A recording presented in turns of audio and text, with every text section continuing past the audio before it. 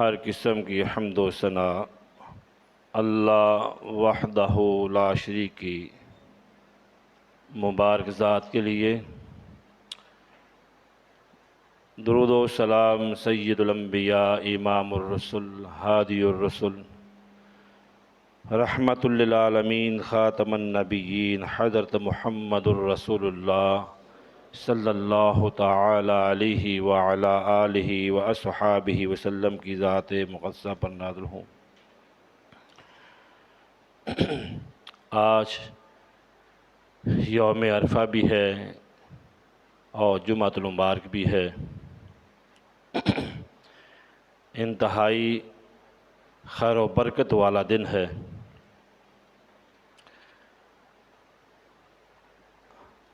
ماہ ذی الحجہ گزر رہا ہے۔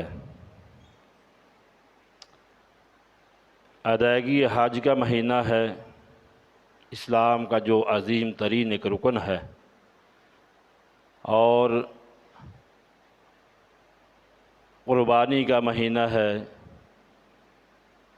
تمام اہل ایمان اس مہینے کی 10 تاریخ کو اللہ تبارک و تعالیٰ کے دیے ہوئے چوپائے اللہ کے نام پر ذبح کرتے ہیں، قربان کرتے ہیں۔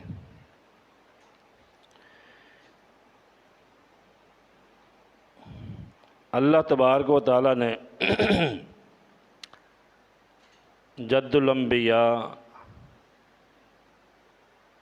حضرت ابراہیم خلیل اللہ علیہ السلام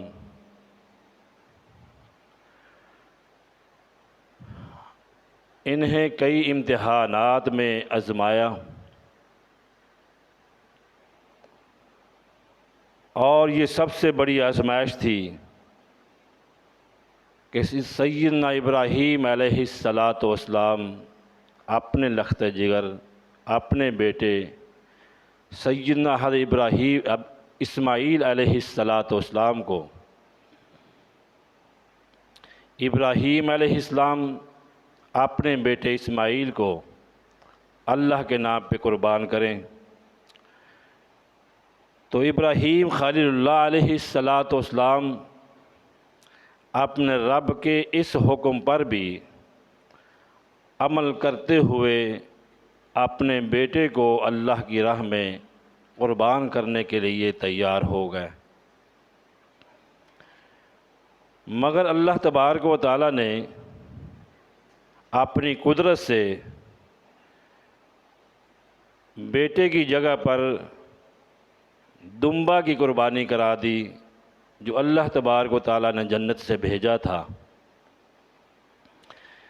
یہ عمل اللہ تبارک و تعالیٰ کو اتنا پسند آیا، اتنا قبول ہوا کہ اللہ تعالیٰ نے اس عمل کو قیامت کی دیواروں تک باقی چھوڑ دیا، زندہ رکھا اس عمل کو۔ ہزاروں سال سے یہ عمل جاری و ساری ہے، اور قیامت تک یہ عمل جاری رہے گا۔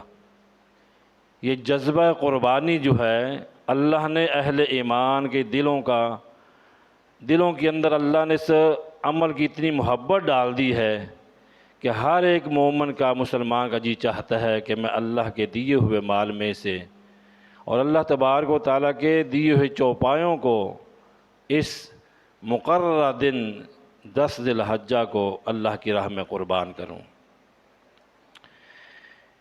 یہ چھوٹا سا عمل نہیں ہے، یہ بہت بڑا عمل ہے۔ بہت بڑی یہ آزمائش تھی سیدنا ابراہیم علیہ السلام کی، کہ جو اللہ کی توفیق اور اس کی مدد کے ساتھ اس امتحان میں کامیاب ہوئے۔ آپ اس عمل کو قیامت تک کے لیے وَتَرَكْنَا عَلَيْهِ فِي الْآخَرِينَ چھوڑ دیا، کہ تاکہ بعد میں آنے والے جو ہیں وہ بھی اس عمل کو اپناتے رہیں۔ تو ابراہیم علیہ السلام کی یہ قربانی جو ہے اس لیے تھی کہ یہ اللہ کا حکم تھا، اور اللہ کی رضا، اس کی خوشنودی کو پانے کے لیے۔ مومن کی ہر چیز جو ہے وہ اللہ کی ہے۔ اللہ تبارک و تعالیٰ کی رضا، اس کی محبت اور خوشنودی کو پانے کے لیے اللہ ہمیں ہماری جانوں کا مطالبہ بھی کرے تو ہمیں انکار نہیں۔ یہ مال و متاع، درم و دینار، یہ جانور، یہ اللہ کا حکم ہے کہ میرے راستے پہ میری رضا کو پانے کے لیے قربان کرے۔ تو اللہ کی رضا کو پانے کے لیے کوئی چیز بھی رکاوٹ نہیں بن سکتی، چاہے وہ بیٹا کیوں نہ ہو۔ ابراہیم علیہ السلام نے یہ بات ثابت کر دی کہ اللہ تیرے حکم پر میرا بیٹا بھی قربان ہے۔ آج ہم اپنی خواہشات کو دیکھیں، اپنے اعمال کو دیکھیں کہ کیا ہماری کیا پوزیشن ہے۔ اللہ تبارک و تعالیٰ کی رضا، اس کی خوشنودی کو پانے کے لیے کیا ہم اپنی خواہشات کی قربانی دیتے ہیں؟ اور دوسری بات یہ سمجھیں، جانوروں کی قربانی، پیسے روپے کی قربانی انسان دینے پر آمادہ ہو جاتا ہے اللہ کی توفیق سے، کوشش کرتا ہے، محنت کرتا ہے کہ اللہ میں نے یہ عمل کرنا ہے۔ لیکن دوسری طرف یہ ہے کہ انسان اللہ کے سامنے کھڑا ہونے کے لیے، نماز کے لیے اپنے آپ کو پابند نہیں کرتا۔ بے شمار لا تعداد ہمارے مسلمان ایسے ہیں جو قربانیاں تو کرتے ہیں لیکن نمازیں نہیں پڑھتے ہیں، بے نماز، پکے بے نماز ہیں۔ ہر گھر کے اندر 5 10 قربانیاں ہوں گی لیکن نماز کی توفیق نہیں ہوگی۔ جو 24 گھنٹوں میں 5 مرتبہ فرض ہے وہ فرض عین ہے، قربانی سنت ہے۔ توفیق مال و متاع ہے تو کریں، نہیں تو آپ کے اوپر کوئی پکڑ نہیں ہے، کوئی پابندی نہیں ہے، استطاعت کے اوپر ہے۔ لیکن نماز گھروں کے گھر، بیوییں بھی اور بچے بھی، بچیاں بھی، بڑے بھی، بزرگ تھوک کے حساب سے بے نماز مل جائیں گے۔ اور کئی ایسے بھی آپ کو ملیں گے جن کو نفل نماز عید بھی پڑھنا نصیب نہیں ہوگی، قربانی کا جانور سب سے پہلے سڑک کے اوپر ذبح کریں گے تاکہ پتہ چلے کہ ویسٹ ووڈ کالونی میں یا فلاں علاقے میں سب سے پہلے قربانی انہوں نے کی ہے۔ اپنا احتساب کیجئے، اپنی خواہشات سے، اپنی دل سے پوچھئے کہ ہم کیا کر رہے ہیں۔ اگر یہ قربانی اللہ کے لیے کر رہے ہیں تو اللہ کے لیے نمازیں کیوں نہیں پابندی سے پڑھتے؟ دیگر اعمال کیوں نہیں کرتے؟ اپنی خواہشات کو کیوں ترجیح دیتے ہیں؟ تو بہرحال یہ قربانیاں جو ہیں ان کے اندر کچھ حکمتیں ہیں۔ حکمت کیا ہے؟ پہلی حکمت یہ ہے کہ دین اسلام کی ہر بات، ہر عمل کے اندر کوئی حکمت ہوتی ہے۔ بعض حکمتیں جو ہیں ظاہر ہوتی ہیں، بعض مخفی ہوتی ہیں۔ قربانی کا جو عمل ہے اس کے بارے میں رب تعالیٰ نے ارشاد فرمایا، قُلْ إِنَّ صَلَاتِي وَنُسُكِي وَمَحْيَايَ وَمَمَاتِي لِلَّهِ رَبِّ الْعَالَمِينَ۔ قربانی دیگر عبادتوں کی طرح ایک عبادت ہے، تقرب الہی کو پانے کے لیے، اللہ کی محبت کو حاصل کرنے کے لیے یہ ایک ایسا عمل ہے کہ اللہ مجھ سے راضی ہو جائے، اللہ کی محبت مل جائے۔ فرمایا بے شک میری نماز، میری قربانی، میری زندگی، میری موت اللہ رب العالمین کے لیے ہے۔ ایک مومن کا یہ عقیدہ ہونا چاہیے کہ میرا ہر عمل اللہ کے لیے ہے، نیکی خیر کے جتنے اعمال ہیں اللہ کے لیے ہیں۔ یہ حکمت ہے کہ قربانی جیسے عمل سے انسان کو اللہ کی محبت ملتی ہے، اللہ کی رضا ملتی ہے، خوشنودی ملتی ہے۔ قرآن مجید میں اللہ سورہ حج میں فرماتے ہیں لن ینال اللہ لحومها ولا دماؤها ولکن ینالہ التقوی منکم۔ قربانیاں کرنے والوں، تمہاری قربانیوں کے خون اور ان کے گوشت جو ہیں وہ رب تعالیٰ کو نہیں پہنچتے، وہ تم نے گوشت خود کھانے ہوتے ہیں۔ اللہ تبارک و تعالیٰ جس چیز کو دیکھنا چاہتے ہیں وہ تمہارے دلوں کا تقوی ہے، حصول تقوی۔ قربانی جیسا ایک عمل جو ہے ہمیں تقوی کی تعلیم دیتا ہے، اللہ کا خوف دلاتا ہے، گناہوں سے نفرت دلاتا ہے، صلہ رحمی کی تعلیم دیتا ہے، معاشرے کے اندر امن و سلامتی قائم کرنے کی تعلیم دیتا ہے۔ یہ گوشت جو ہیں، یہ خون جو ہیں، یہ اللہ کو نہیں پہنچتے، رب تعالیٰ کو تمہارا تقوی پہنچتا ہے۔ دل سے پوچھ لیجئے کہ دل میں تقوی کس لیول کا ہے۔ اگر دل کے اندر خوف ہے، رب کی محبت ہے اور تقوی ہے تو اللہ تعالیٰ کا شکر ادا کریں۔ اگر اس نعمت سے دل خالی ہے تو اللہ سے دعا کریں اللہ ہمیں تقوی کی نعمت عطا فرما دے۔ اللہ اکبر۔ سنت ابراہیمی شاید قربانی کی ایک حکمت یہ بھی ہے کہ ابراہیم علیہ السلام کی بے مثال قربانی، جذبہ کو، اس سنت کو زندہ رکھنے کے لیے اللہ تبارک و تعالیٰ نے ہمارے دلوں میں اطاعت اور محبت کا جذبہ پیدا کر دیا ہے۔ جس طرح انہوں نے اپنے بیٹے کی قربانی اللہ کے ہاں پیش کی، رب نے اس کا نعم البدل دمبے کی شکل میں دیا۔ آج ہمیں بھی یہی تعلیم ہے، ہم اللہ کی راہ میں جانور ذبح کرتے ہیں، قربانیاں کرتے ہیں، تو اس عمل کی بدولت اللہ تعالیٰ بے شمار ہمیں نعمتیں عطا فرمائیں گے۔ اور قربانی کرنے کی ایک حکمت یہ بھی ہے کہ ایک سال بھر اپنی آل اولاد پر، فیملی پر، رشتہ داروں پر خرچ کرنے کا بھی موقع ہے کہ ساری سال کون کسی کے گھر گوشت لے کر جاتا ہے، کون کسی کو گفٹ دیتا ہے گوشت کے، الا ماشاءاللہ۔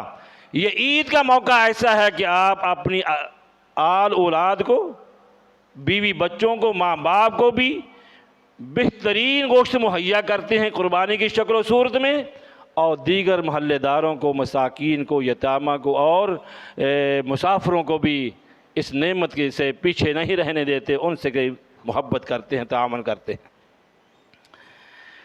قربانی جو ہے یہ ہمیں جوڑتی ہے غرباء و مساکین کے ساتھ، ضرورت مندوں کے ساتھ، حاجت مندوں کے ساتھ۔ جب ہم گوشت کی تقسیم کرتے ہیں ہمارے ذہنوں میں سارا وہ خاکہ آ جاتا ہے، نہیں آتا تو لانا چاہیے، کون کون میرے محلے میں، کون کون میری برادری میں، کون کون میرے دوستوں میں ضرورت مند ہے، یا جن لوگوں نے قربانیاں کی ہی نہیں ہیں، ان کا اللہ نے آپ کی قربانی میں حصہ رکھا ہے، ان کا حصہ آپ نے خود نہیں سمیٹنا بلکہ ان تک پہنچانا ہے۔ اور ساتھ ساتھ اللہ تبارک و تعالیٰ فرماتے ہیں شکر بھی اللہ کا عطا کریں۔ قربانی کا ایک مقصد اللہ کا شکر ادا کرنا ہے۔ جس مالک نے ہمارے لیے بڑے بڑے جانور جو ہیں ہمارے لیے پیدا فرمائے اور ان کو ہمارا مطیع بنا دیا، وہ ہمارے سامنے جو ہیں وہ ہمیں تکلیف نہیں پہنچاتے، ہمیں جو ہے غم نہیں پہنچاتے، جس طرح آپ ان کے ساتھ کرنا چاہتے ہیں، لٹاتے ہیں، لے کر چلتے ہیں، وہ آپ کے پیچھے پیچھے چل رہے ہوتے ہیں۔ اگر بھینس یا گائے جو ہے مادہ، یہ اگر دودھ آپ کو نہ دینا چاہے، جب آپ اس کا بچہ ابھی دودھ پی رہا ہوتا ہے تو آپ چھین کر اس بچے کو پیچھے کر دیتے ہیں، خود دودھ کی بالٹی بھر لیتے ہیں۔ اگر وہ جانور نہ چاہے، اللہ نے اس کو آپ کے مطیع نہ کیا ہو، تو آپ ایک گھونٹ دودھ بھی نہیں لے سکتے۔ کتنی بڑی اس جانور کے اندر اللہ نے یہ ہمدردی مالک کے بارے میں برداشت پیدا کر دی۔ اس کے بچے کو چھین کر جب آپ پیچھے باندھتے ہیں، اپنی بالٹی بھر لیتے ہیں، کوئی کسی ماں سے بچہ چھین کر کو دکھائے؟ تو اللہ نے ان جانوروں کو تمہارے مطیع کر دیا ہے۔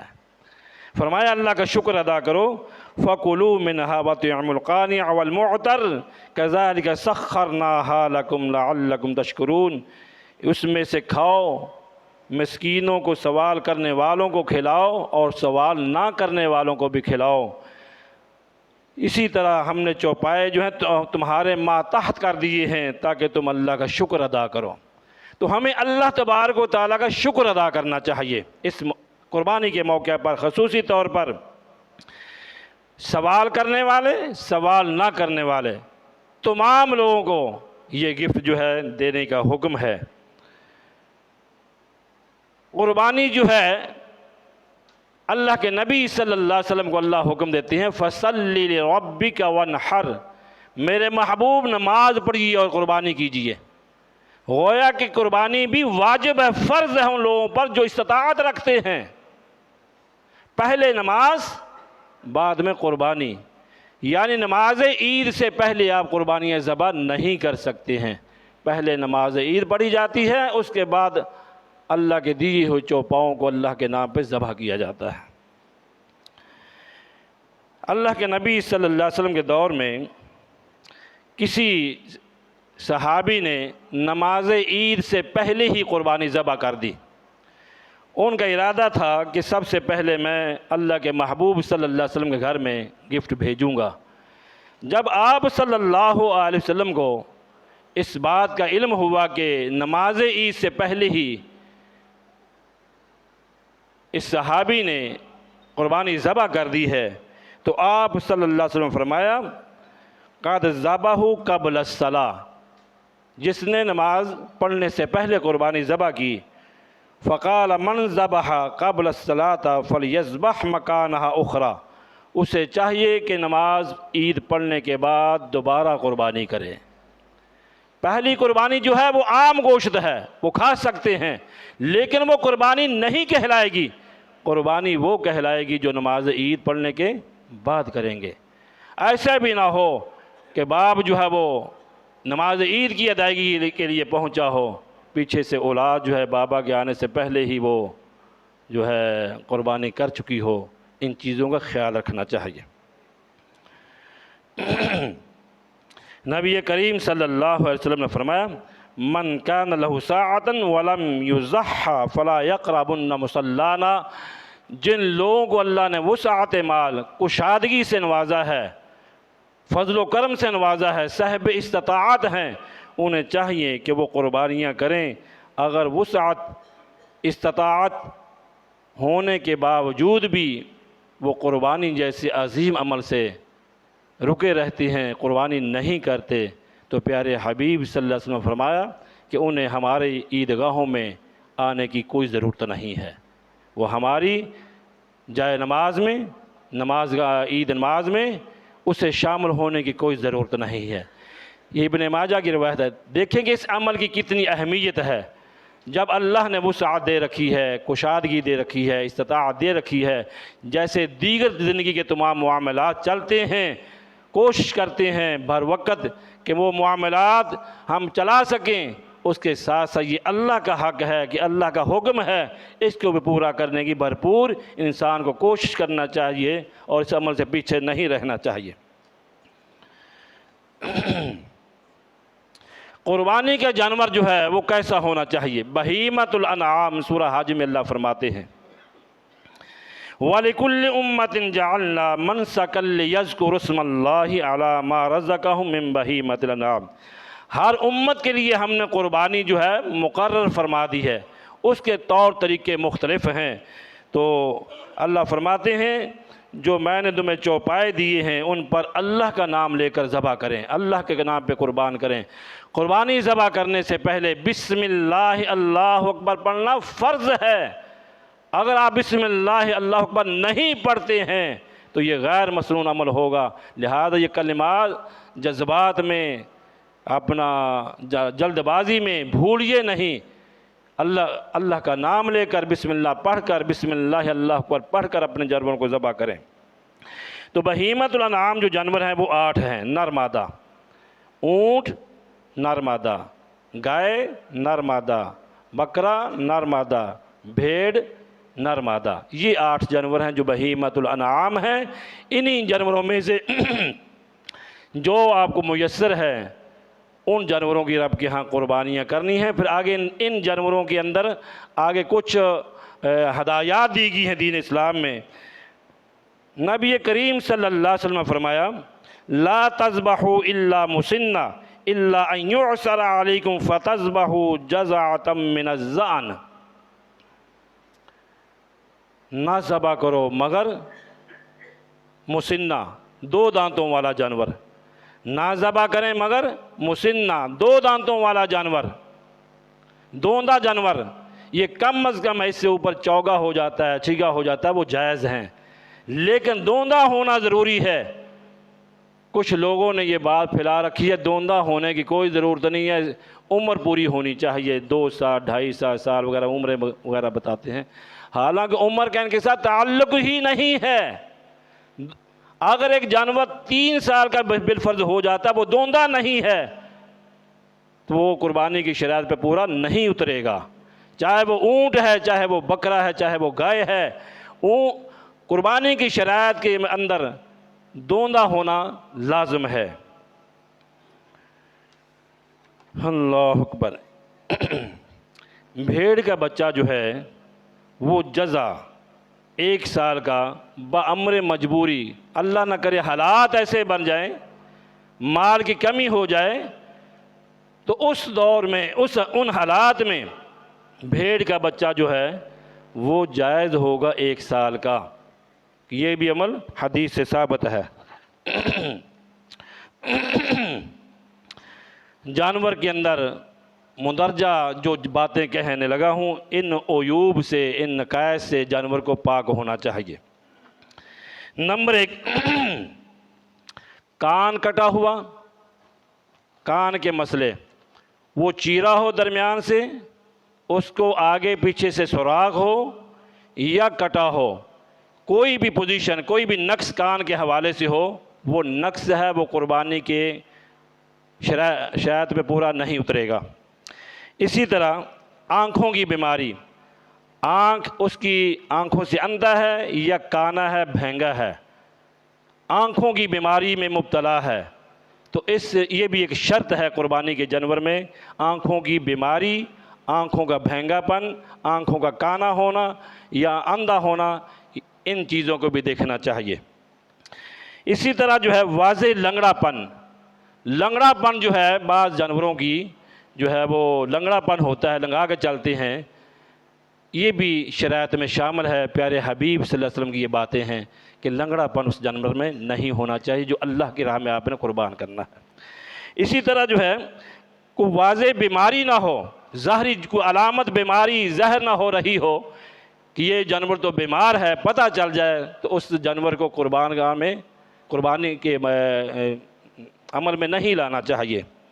اسی طرح جو ہے لاغر اور کمزور، اس قدر کمزور کہ وہ اٹھانے سے مشکل سے اٹھے اور مشکل سے چلے، اس قدر کہ اس کی مکھ جو ہے گودا وغیرہ ختم ہو چکا ہو، لاغر اور کمزور ہو، ایسے جانوروں کو بھی قربانی پہ نہیں کرنا چاہیے۔ اسی طرح جو ہے خارش زدہ کچھ جانور ہوتے ہیں، خارش کی بیماریاں ہوتی ہیں، ان جانوروں سے بھی پرہیز کرنا چاہیے۔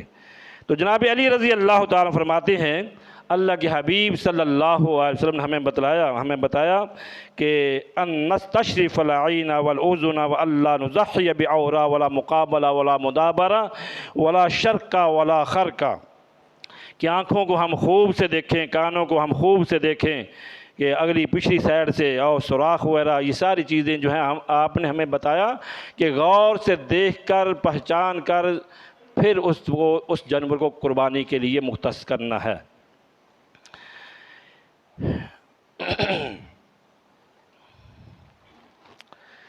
جانور کا اپنی ملکیت اپنی ملکیت میں لا کر پھر ہی ذبح ہوگا، پھر ہی قربانی ہوگی۔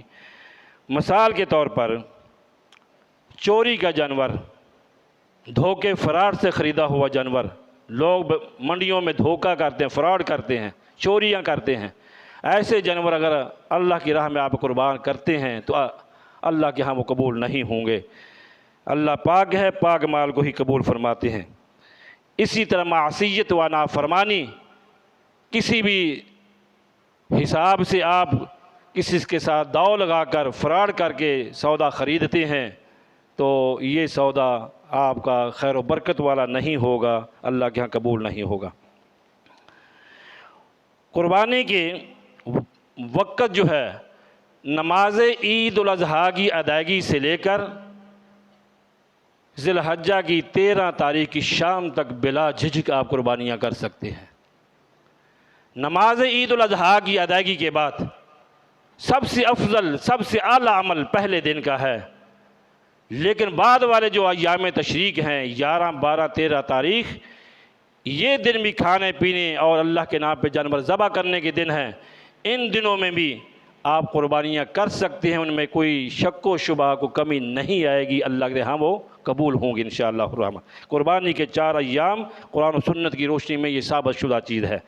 جو 3 ایام کہتے ہیں وہ 10 کو بھول جاتے ہیں، بعد والے کہتے ہیں 3، ہم بھی کہتے ہیں 10 کو شمار کرو گے بعد میں 3 ہی بنیں گے، 10 کو شامل کریں گے تو بعد 3 ملا کے 4 دن بن جائیں گے۔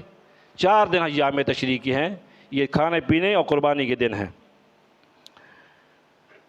قربانی کے حصوں میں شریک ہونا، گائے کی قربانی میں 7 افراد اور اونٹ کی قربانی میں 2 طرح کی سہولت ہے، 7 بھی ہو سکتے ہیں، 10 بھی ہو سکتے ہیں، جائز ہے، حدیث سے ثابت ہے۔ اسی طرح جو ہے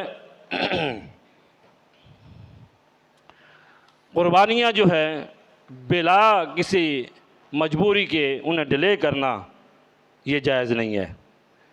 انما الاعمال بالنیات، تمام قربانیوں کے ذبح کرنے سے پہلے دلوں کے اندر اخلاص، نیت کا خالص ہونا، یہ ابتدائی بات ہے۔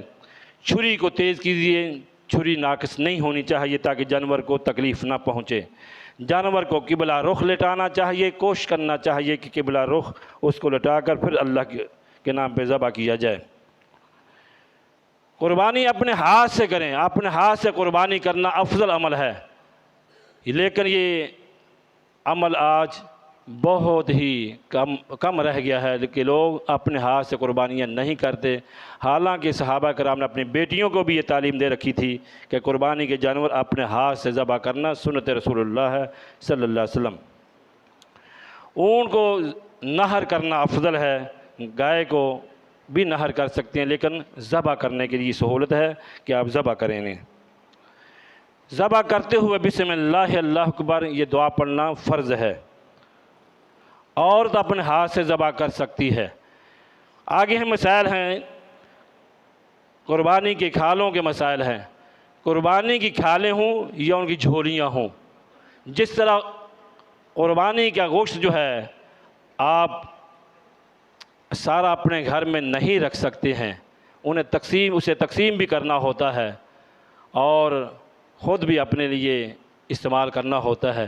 ایسے قربانی کے جانور کی جو کھال ہے، کھال کی شکل میں اگر اس کا جائے نماز بنا کر آپ استعمال کرنا چاہتے ہیں تو جائز ہے، لیکن بیچ کر اس کے پیسے نہیں آپ کھا سکتے، پیسے نہیں استعمال کر سکتے۔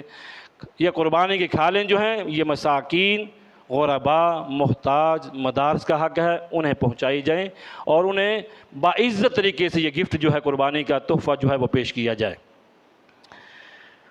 قربانی کا جانور جو ہے خصی ہو تو وہ بھی جائز ہے، یہ نقص میں شامل نہیں ہے۔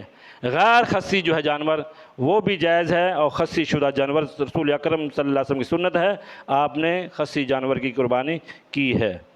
بھینس کی قربانی کے بارے میں بے شمار اختلافات چل رہے ہیں، ہم اختلافات کے حصہ نہیں بنتے۔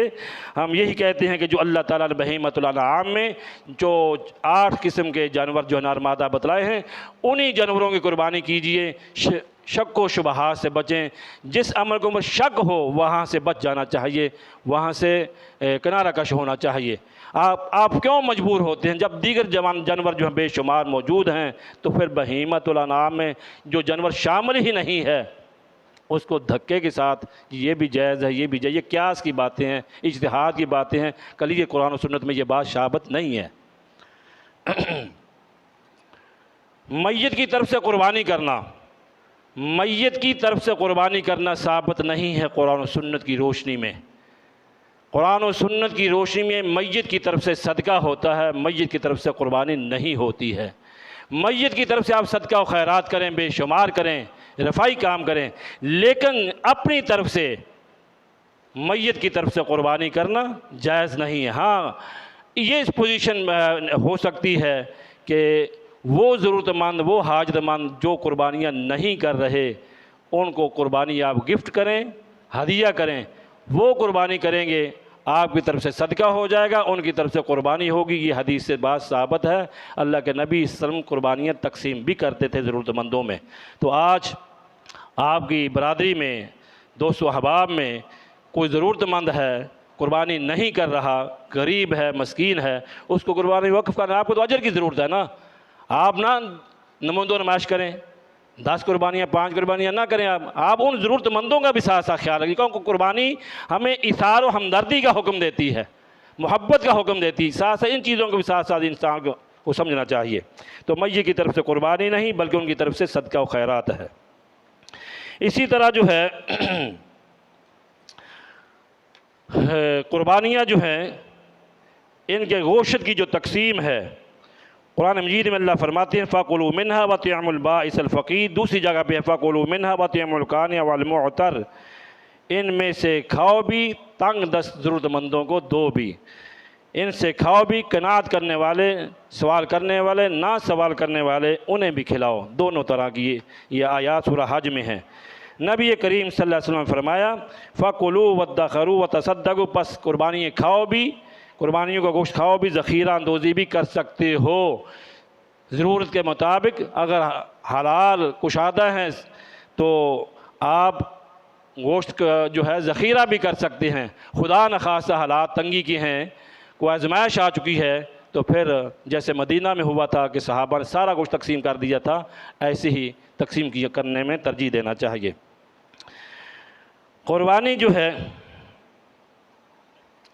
ذبح کرنے کی مزدوری، کسائی حضرات جو ہیں جو ذبح کرتے ہیں، جانور بناتے ہیں گوشت وغیرہ، ان کو اجرت میں نہ کھال دی جائے گی نہ گوشت دیا جائے گا، نہ کھال دی جائے گی نہ گوشت دیا جائے گا، ان کو الگ سے ان کی مزدوری دی جائے گی۔